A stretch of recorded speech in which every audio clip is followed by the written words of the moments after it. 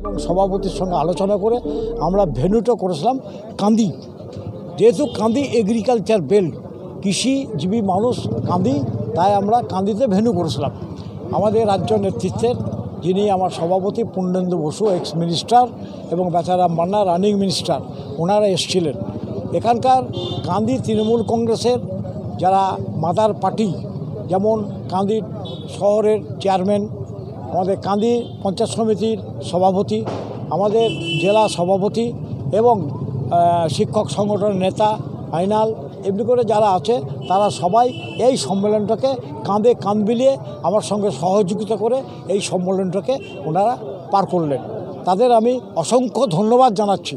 এবং আমার এই এক মাস ধরে এই সম্মেলনের যে প্রস্তুতি, সেই প্রস্তুতির সঙ্গে যারা ছিলেন, আনিসুর সাহেব, আমার মমতাজ দা, আমার নূর আলম, আমার সোহরাব সাহেব থেকে আরম্ভ করে আমার যত ব্লক সভাপতি আছে সবাই, চাঁদ সাহেব থেকে আরম্ভ করে সবাই মিলে একসঙ্গে কাঁধে কাঁধ মিলিয়ে আমরা এই সম্মেলনের বৈতরণী পার করলাম।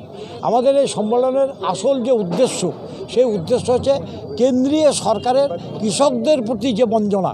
আমরা গত বাজেটে দেখেছি কেন্দ্রীয় সরকার কৃষকদের প্রতি কোনো রকম সুফল কোনো বাজেট করতে পারেনি, সুফল বাজেট করতে পারেনি। কেন্দ্রীয় সরকার কৃষকদের জন্য বাজেটে কিছু রাখেনি।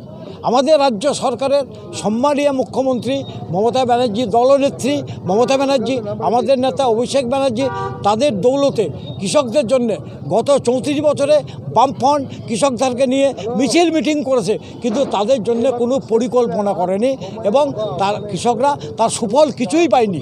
বর্তমান সরকার মুখ্যমন্ত্রী মমতা ব্যানার্জি কৃষকদের জন্য বহু প্রকল্প করেছে, যে প্রকল্পের মধ্যে থেকে সরাসরি চাষিরা উপকৃত হচ্ছে।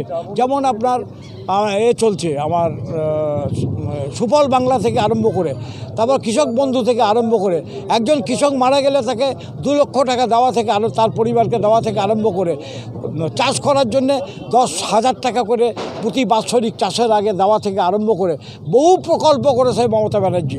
সেই মমতা ব্যানার্জির সেই সুফল বাংলার মানুষ, বাংলার কৃষক যারা, তারা অসংখ্য ধন্যবাদ জানাচ্ছে, তার সঙ্গে আমরাও ধন্যবাদ জানাচ্ছি। আগামী দিন বাংলার কৃষক সমাজ যাতে আরও এগিয়ে যেতে পারে, তার জন্যে আমরা মুখ্যমন্ত্রীর দৃষ্টি আকর্ষণ করেছি। মুর্শিদাবাদ জেলার মূলত 3টে মেন ফসল, সেটা হচ্ছে একটা পাট, একটা হচ্ছে ধান, একটা হচ্ছে আলু। এই 3টে ফসলের উপরে মুর্শিদাবাদ জেলা দাঁড়িয়ে আছে। আমরা পাট যখন উঠে তখন আমরা দেখেছি কেন্দ্রীয় সরকার পাট কিনে সেই পাটের দাম তারা কমিয়ে দিচ্ছে, কৃষকরা সেখান থেকে ক্ষতিগ্রস্ত হচ্ছে।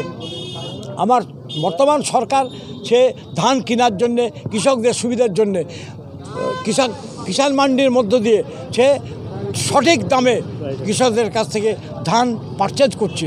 অতএব আমরা বাংলা সরকারের কাছ থেকে আমরা সুফল পাচ্ছি। আমরা বাংলা সরকারকে আজকে সম্মেলন থেকে আমরা ধন্যবাদ জানাচ্ছি এবং কেন্দ্রীয় সরকারের বঞ্চনার বিরুদ্ধে আমরা আগামী দিনে আমরা কৃষক সমাজকে আরও সংগঠিত করব এবং কেন্দ্রীয় সরকারের বিরুদ্ধে আমরা আন্দোলন শুরু করব। যেমন সারের উপরে ভর্তুকি তুলে নিচ্ছে কেন্দ্রীয় সরকার।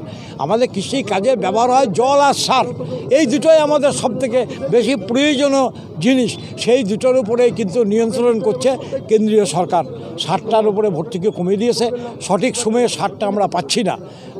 আমরা যখন সার দরকার তখন কেন্দ্রীয় সরকারের সারের বরাদ্দ কমিয়ে দিচ্ছে। এইসবগুলো বঞ্চনার বিরুদ্ধে আমাদের লাগাতার মুর্শিদাবাদ জেলার কৃষক সমাজ আন্দোলন সংগঠিত করবে।